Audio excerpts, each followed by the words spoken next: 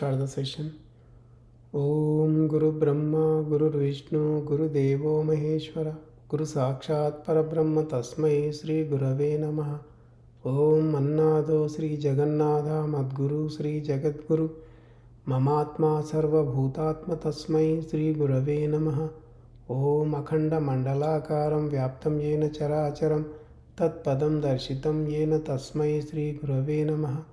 The only Guru of three religions, the Emperor of spiritual kingdom, the Traitatiram originator, sensational writer, the author of more than 100 divine holy scriptures, Hindu virtue donor, Sri Sri Sri Acharya Prabodhananda Yogeshwar. We are learning Karma Yogam chapter. So, in the Karma Yogam chapter, last time we came to know about yagnas in one slokam. So, what is that slokam? Yagnarthat karmano anyatra lokoyam karma bandhanaha tadarthamapi karma kaunteya mukta sangas samachara. That's what the slokam we came to know that. So, if you don't do the task with respect to the yagnas, then you are going to attach it to the karmas. So Arjuna, you should do the task which should be like yagnas. So we came to know the meaning of yagnam. Yagnam means destroying. So when you put something inside the yagnam, it is vanishing there itself. That's why yagnas means vanishing everything. So the concept of yagnams came in Kruta Yugam itself. In the Kruta Yugam, there was a king who wanted to know about the purpose of the life. He approaches to a Muni saint. The saint was living in the forest. Muni said to him to perform a sacrifice. So since he was a king, so he got all the equipment and everything. He was able to make the arrangements and perform the sacrifice there itself. So when some people came to know about that task, they assumed themselves that by doing this task there might be a welfare for his kingdom itself. So let's do the same thing. So they went and they started performing the yagnas. But the king could not understand why the saint asked him to do so. So he got much more curiosity and came back to Muni, and he asked why he had to do that. I need divine wisdom, which one make me to merge with God. Then the saint was silent always. He said that I am straightforward person, so I told you to do yagnas, but that's a model. It's like a template. It's like a how the yagnas happen inside your body. It's just a template that I showed you outside how yagnas we need to do. A similar way you should do inside your head. So that's called Gnana Yagnam. Gnana Yagnam means 5 kinds of different senses of perceptions, matters whichever come to you. That matters will be given to the mind, and mind will give that matters to buddhi, the intellect. Then intellect is going to do some thoughts over that, and based on that the chittam is going to decide the task to happen. When the task is happening, the outcome of the task is either it is a sin or it is a merit. So when you focus on that, and then you are going to attach the karma itself. So in order to avoid that karma, so you should do the task like an yagnam. So that means you performed the task, that's done, that's it. So don't attach to the karma, don't earn karma. You should not earn any new karma or future karma. That's why he explained over there. So that was the real meaning of yagnam. So that should happen inside our head itself, but the people they understood in a wrong way, and still people are performing the external yagnas which are not related to the divine wisdom, which are in an objective of getting welfare out of it, or to get fulfill their desires. So as long as if you have wanting or desires on this external world, you are going to earn the karma. So you cannot avoid the karma. To avoid the karma, we should understand true divine wisdom, where what Lord Krishna really explained, how to, what to do, what is real yagnam itself. So that's why we avoided 9 slokams after the yagnartha sloka. So those are the fabricated slokams. In the fabricated slokams, it was said that so you must perform the yagnams. If you don't perform the yagnams, you are like a robber who is stealing uh, all the things provided by demigods. And when you perform yagnam and when you give benefit to them, then they are going to do benefits, like a trading between them. So but actually God never going to tell like that. So God's purpose is to make us get liberation. That's why he explained such a wonderful wisdom to us, how we can avoid karma. But here the people understood in a wrong way, and they are misguiding the people as well.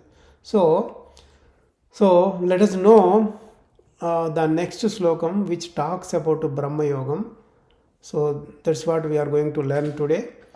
Yastvatmaratirev syadatmatruptachyaha manavaha atmanyeva cha santushta tasya karyam na vidyate. The one who is focused on the immortal soul and who is satisfying with that, and the one who is happy with that has no task to do. So here what is happening in Brahma Yogam? We came to know about two kinds of yogams. One is Karma Yogam and another one is Brahma Yogam. In the Karma Yogam, everybody has to do the task. There is no avoidance of the any task. In the Karma Yogam, you have to move. Your emotions are going to work, and you should be performing the tasks. You cannot avoid the tasks. But in Brahma Yogam, what you are going to do? You will not be moving your body. You will be sitting idle at one place, and you will be going into the Brahma Yogam state. When you achieve the Brahma Yogam state, so what you are going to achieve over there is, you would be focusing on the Atma or immortal soul itself. Then you will be getting much more joy. That's a joyful state. We can say it's a joyful state.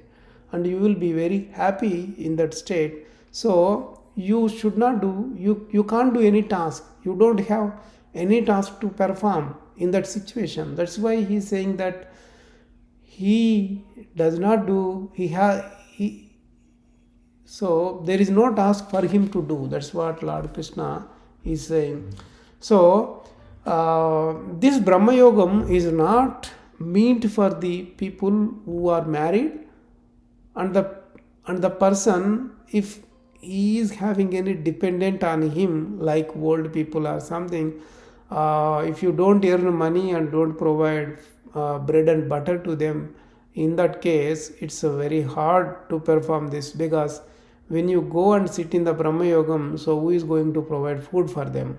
Who is going to provide bread and butter to the people who are depending on you? So that's why Karma Yogam is the best one that can be performed by any person from a childhood until old age. So any age is okay to do the Karma Yogam, not the Brahma Yogam. So Brahma Yogam you can do whenever there are no dependents on you. Then it's fine, well and good to perform Brahma Yogam. So if not, if you should do the task without, if you don't do the task, if you don't get anything, so in order to feed yourself and all, when it is necessary to do the task, then the Karma Yogam is the one which is best and preferable to you. So that's why Lord Krishna said about that. Karma Yogam is the best one for the one who is doing the tasks. Let us look at the next slokam, what he is saying. Naiva tasya krutenartho na kruteneha kachana na chasya sarva bhuteshu kachidartha vyapashrayaha. The one who is entered into the Brahma Yogam state, who is already in the Brahma Yogam state and who is experiencing happiness, a joyful state with immortal soul itself, if he doesn't do any task, there is no loss or gain for him. So he doesn't need to go to somebody else for any benefit. So that's what. Because in the Brahma Yogam state, what happens when he enters into the Brahma Yogam state, he will completely switch off from the external world. So there is a switch off from external world. So he will not be in a state of knowing about any five senses of perceptions matters. So how can he experience external world related matters? No way. He is not going to experience any kind of things. So that's why he will be sitting idle. He will be in the Brahma Yogam state by that. So he doesn't need to do any task. So if he doesn't do any task, there is no loss or there is no gain for him. And he doesn't need to go to somebody else for any specific reason or any purpose or any benefit. So he will not have any useless benefits or useful benefits. He will not have happiness or sorrow because he will be in joyful state. That is the beyond this happiness and sorrow. And he will not have love or hatred on anyone, anything. So that's why here Karma Yogam and Brahma Yogam completely different. So but their objective is the same. The objective is to destroy the karma. In Brahma Yogam, you are going to destroy the accumulated karma, where in Karma Yogam, you are going to destroy the future karma. In the both ways, karma is getting destroyed. So the one who is doing the Karma Yogam, he has to do the tasks. And those tasks should not be attaching any karma to the one. So that's why he says about that in the 19th slokam. If you have any questions, you can ask in between. So if you don't have any questions, let's go to the next slokam, 19th one. Tasmadasakta satatam karyam karma samachara asakto hyacharan karma paramapnoti purushaha. So God is saying over here, so you focus on the task, not on the result of the action, but you perform the task according to the karma. By doing so, you will attain the liberation. That's what the meaning of this slokam he is saying over here. So because not only Arjuna, everybody in this world, so they are related to the external world, related completely.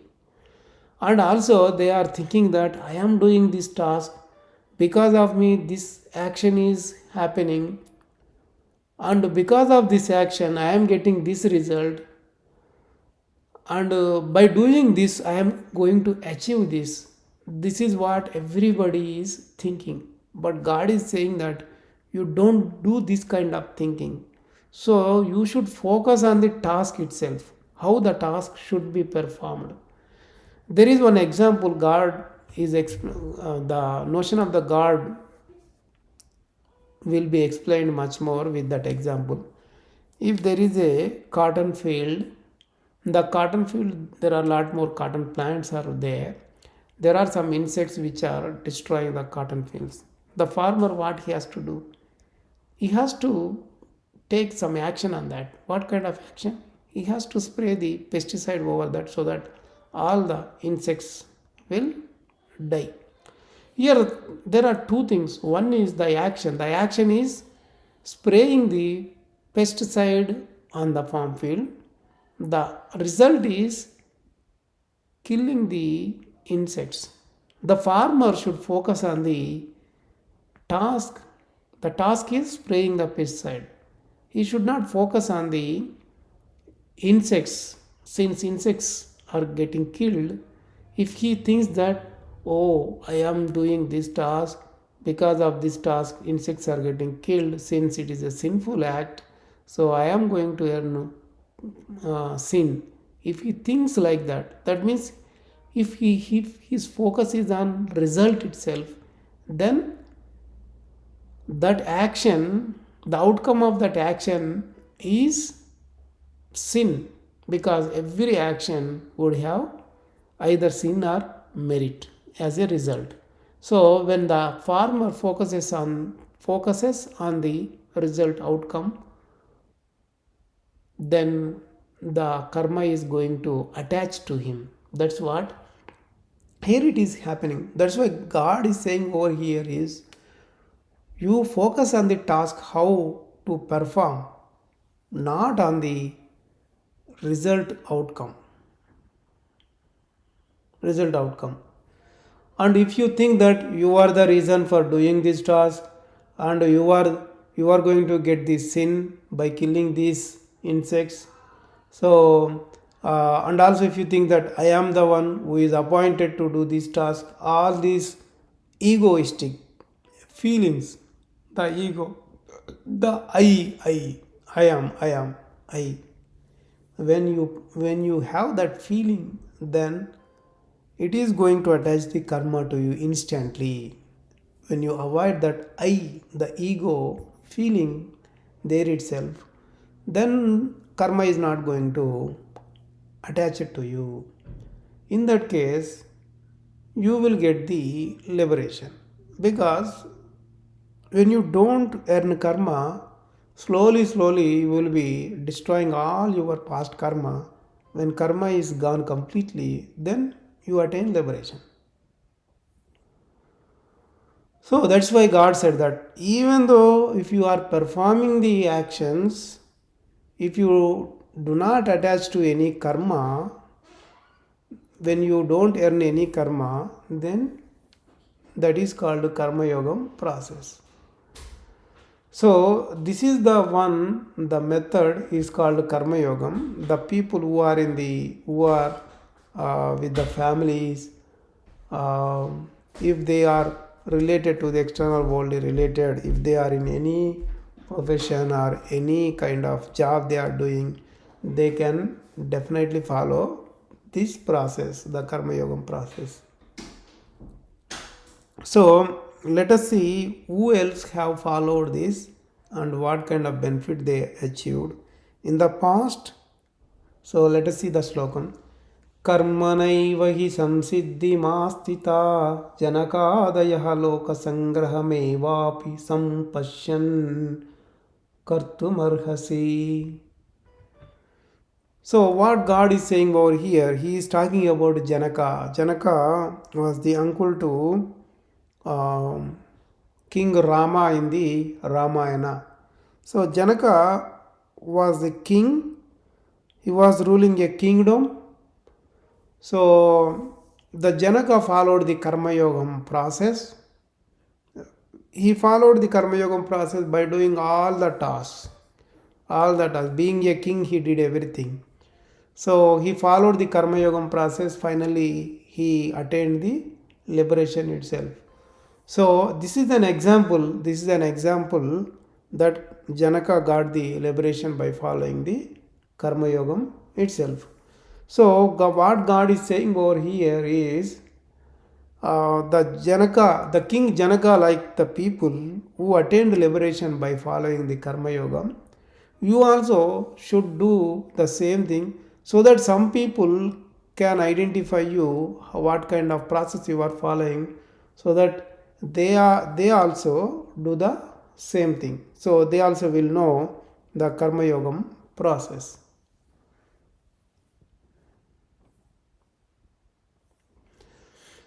So that's what the uh, about the karma yogam, and still God is saying about the shrestha. Let us know about that. That's in 21st slokam. Yadyadacharati shrestha tatta devetaro janah sayat pramanam kurute lokastadanuvartate. So, what God is saying here is the Sreshta, the greatest person, whatever he follows, the other people also do the same.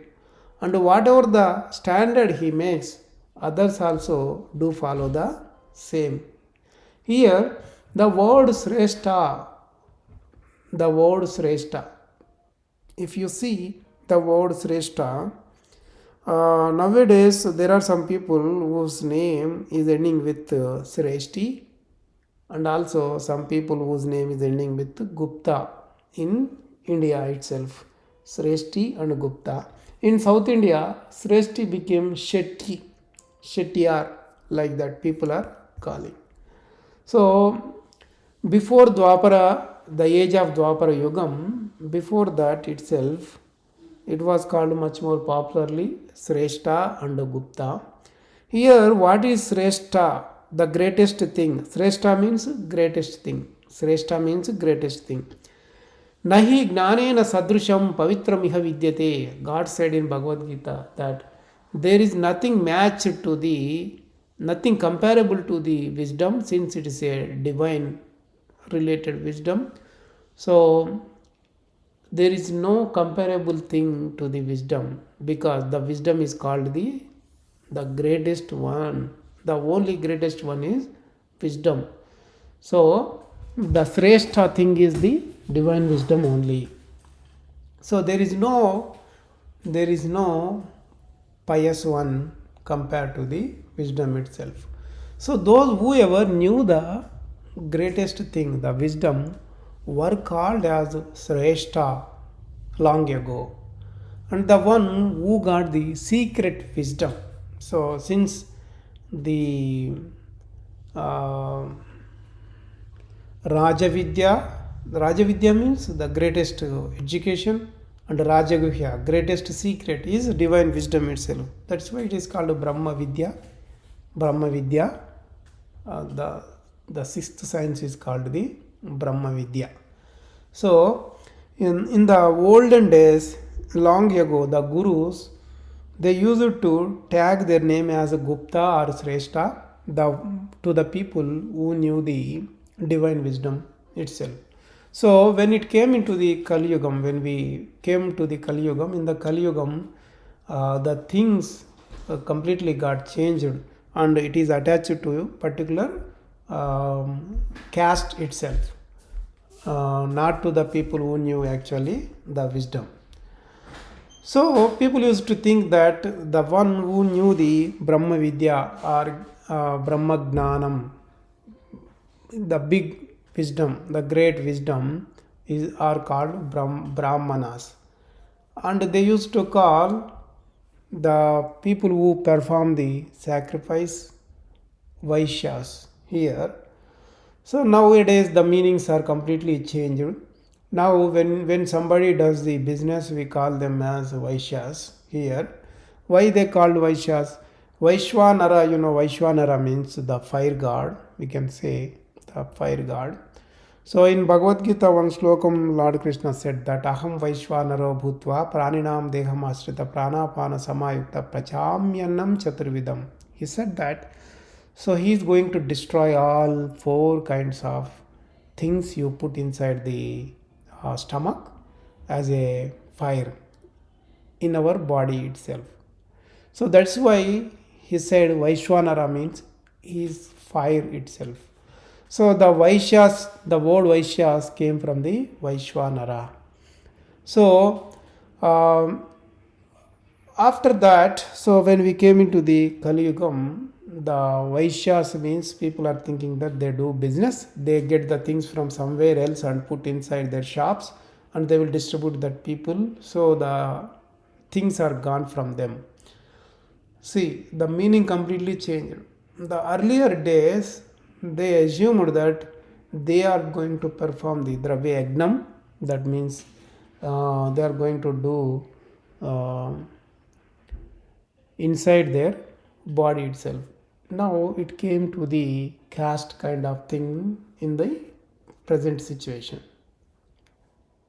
So uh, that's why now the meanings are completely changed, and only some of the castes are having their name ending with Gupta and Sreshta nowadays. But here we need to understand in a proper way what is Sreshta. Sreshta means we came to know that which is the greatest thing in the world is only divine wisdom itself. So when we take whom do we need to take as a ideal person here? The ideal person is only the greatest of the greatest one is only God or only Bhagavan or Guru. So since the greatest wisdom comes from Guru's mouth itself, so he is the one who is the Sreshta, the greatest one is Bhagavan only.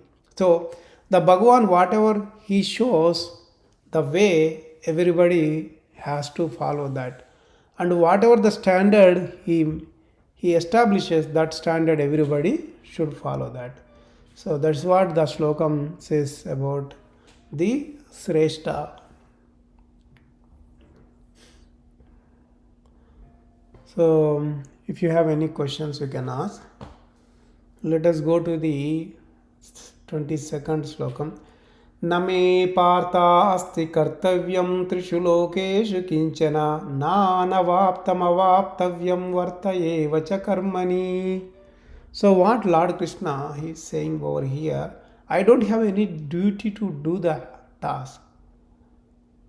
I did not achieve anything in three lokas, in three realms, before or in the future also.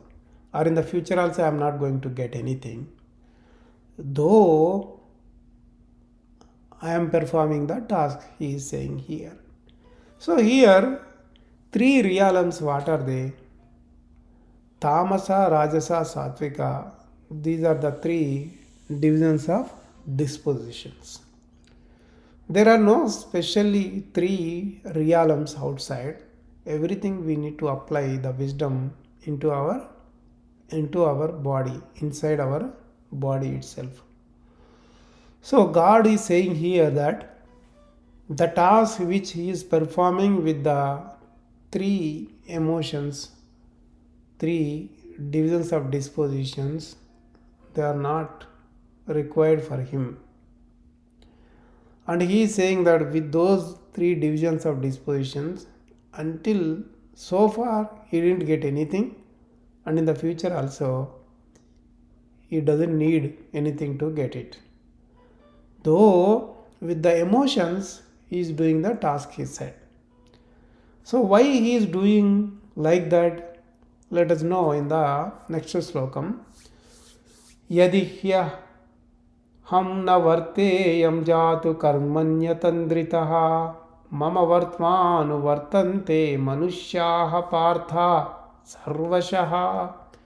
So he is saying that if he is not attentive towards the actions and not performing them, then the people on the earth are going to follow the same thing, and they would become lazy.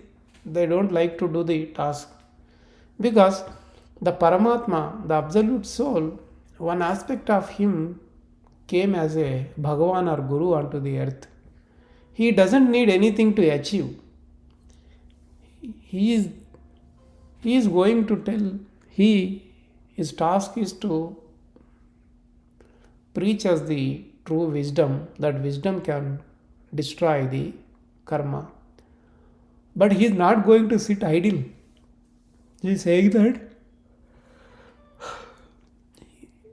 he never shows idle. He never shows laziness towards any task. He would be performing the task with three all three gunas itself. But he is not attached to the gunas, so karma is not going to attach to him. His focus would be on the task, not on the result itself. So he would be always karma yogi. So he also mentioned, he said that Arjuna, if you do whatever I said, so if you perform the task with the karma yogam process, then others also will come to know how do we perform the task with the karma yogam. Then they also get liberation. You also will get liberation. So in order to do that, you should follow. In order to get the liberation, you must follow the karma yogam process. Even Lord Krishna also, what he did, he followed the karma yogam process. He put focus on the task, not on the result itself. So in order to do that, so as a Bhagavan or Guru, he will not have special attire or speciality among the people. He also become one among the people, and he will be doing all the task what we do. We perform the task, everything same like a ordinary common human being he would be doing. But there is a change in the method how he does. That should be inside the head. The method is that not to attach, not to get the karma, or not to earn any karma. So that's why he is saying that. So if I don't do the task, others also will think that, oh, Bhagavan itself did not do the task, why should I do? So if everybody thinks like that, then the world cannot go forward or move forward. So everybody has to perform the task, but the task should be like a karma yogam. So he wanted to perform the task, show the karma yogam, so that everybody can do that. Everybody can follow the guru what he did.